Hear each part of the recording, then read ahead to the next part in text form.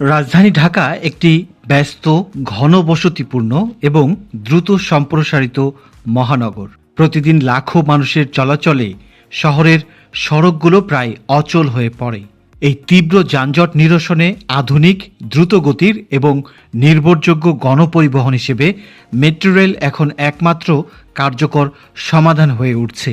আর সেই বৃহৎ পরিকল্পনার অংশ হিসেবেই বাস্তবায়ন হচ্ছে একাধিক মেট্রো লাইন, যার মধ্যে এমআরটি লাইন 5 নর্দার্ন রুট বিশেষভাবে গুরুত্বপূর্ণ।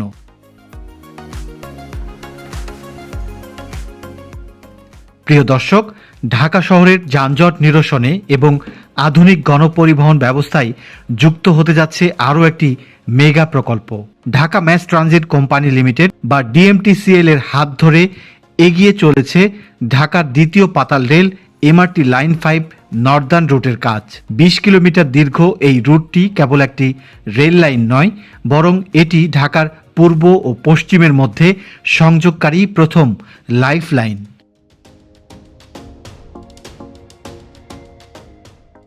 হেমায়েতপুর থেকে সাভার, মিরপুর হয়ে নতুন বাজার এই বিস্তীর্ণ অঞ্চলকে জুড়বে এই নতুন মেট্রো রুট।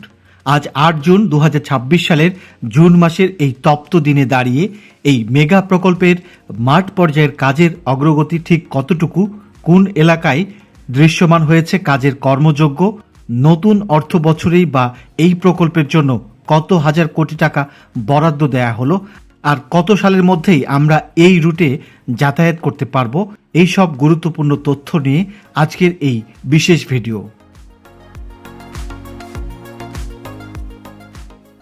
যারা প্রথমবারের মতো আমাদের চ্যানেলে এসেছেন তাদের অনুরোধ করব, দেশের মেগা প্রকল্পগুলোর নিয়মিত এবং বস্তুনিষ্ঠ আপডেট পেতে চ্যানেলটি এখনই সাবস্ক্রাইব করে বেল আইকনটি চেপে রাখুন। মূল নির্মাণ কাজ দেখার আগে চলুন এক নজরে দেখে নেওয়া যাক এই বিশাল প্রকল্পের আর্থিক ও technical profile. MRT line 5 northern রুটটি মূলত সাভারের হেমায়েতপুর থেকে শুরু হয়ে ভাটারা থানার নতুন বাজার পর্যন্ত বিস্তৃত হবে। এই পুরো রুটের মোট দৈর্ঘ্য হবে 20 কিলোমিটার। এর মধ্যে 13.50 কিলোমিটার হবে পাতাল বা আন্ডারগ্রাউন্ড এবং বাকি 6.50 কিলোমিটার হবে উড়াল বা এলিভেটেড পথ। এই রুটে মোট 14টি স্টেশন থাকবে, যার মধ্যে 9টি পাতাল এবং 5টি উড়াল।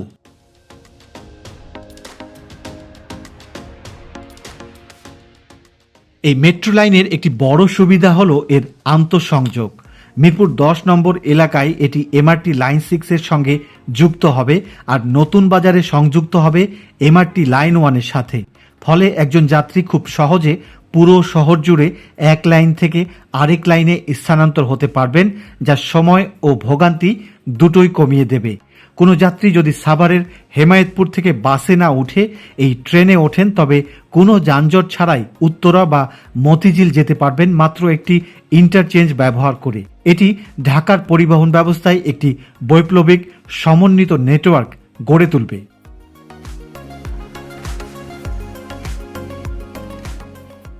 এখন আসা যাক টাকার অঙ্কে। এই বিশাল মেগা প্রকল্প বাস্তবায়নে মোট ব্যয় ধরা হয়েছে প্রায় 41,261 কোটি টাকা। বরাবরের মতোই আমাদের দেশের মেগা অবকাঠামো উন্নয়নে অন্যতম প্রধান সহযোগী হিসেবে পাশে দাঁড়িয়েছে জাপান ইন্টারন্যাশনাল কোঅপারেশন এজেন্সি বা জাইকা। এই মোট ব্যয়ের মধ্যে জাইকা প্রকল্প ঋণ হিসেবে দিচ্ছে প্রায় 29,117 কোটি টাকা, আর বাকি 12,144 কোটি টাকা যোগান দিচ্ছে বাংলাদেশ সরকার।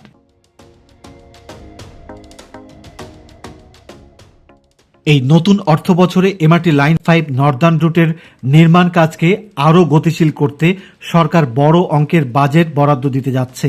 মাঠ পর্যায়ের কাজ যেন এক মুহূর্তের জন্য থমকে না যায়, সেজন্যই এই বিশেষ গুরুত্ব।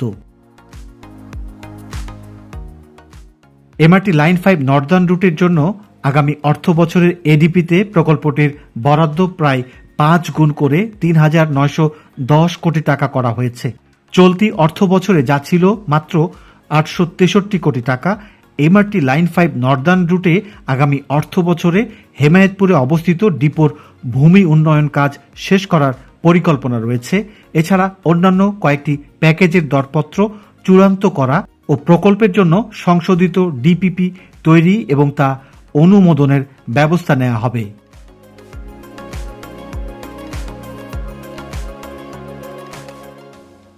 জুন মাসের 8 তারিখ পর্যন্ত প্রকল্পের মূল সিভিল ওয়ার্ক পুরোপুরি শুরু না হলেও প্রস্তুতিমূলক কাজ দৃশ্যমানভাবে এগিয়ে চলেছে। বর্তমানে হেমায়েতপুর ডিপো এলাকা, হেমায়েতপুর স্টেশন, বলিয়ারপুর, বিলামালিয়া, গুলশান 2, নতুন বাজার এবং মাদানী এভিনিউয়ের ইউনাইটেড সিটি সংলগ্ন এলাকা, এই 7টি স্থানে কাজ চলমান রয়েছে।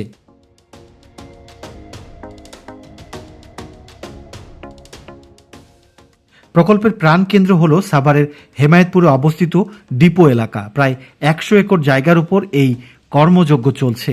কন্ট্রাক্ট প্যাকেজ 01-এর অধীনে থাকা এই ভূমি উন্নয়ন কাজ এখন সমাপ্তির চূড়ান্ত পর্যায়ে। গত 2025 সালের জুলাই মাসে এখানে কাজের অগ্রগতি ছিল 59.37%, কিন্তু 2026 সালের এই সময়ে এসে কাজ এখন প্রায় 80%-এর উপর ছাড়িয়ে গেছে। প্রকল্পের ঠিকাদারি প্রতিষ্ঠান স্পেক্ট্রা ট্রো জয়েন্ট ভেঞ্চার এখন মাটির স্থায়িত্ব বৃদ্ধিতে সবচেয়ে বেশি গুরুত্ব দিচ্ছে।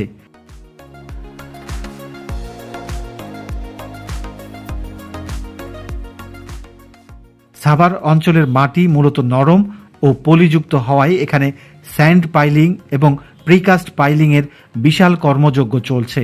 আমরা দেখতে পাচ্ছি ডিপোর চারপাশ এখন কংক্রিট শীট পাইল দিয়ে সুরক্ষিত। স্ট্যাবলিং ইয়ার্ড এবং ওয়ার্কশপ শেডের ফাউন্ডেশন বা গভীর ভিত্তির কাজ এখন দৃশ্যমান।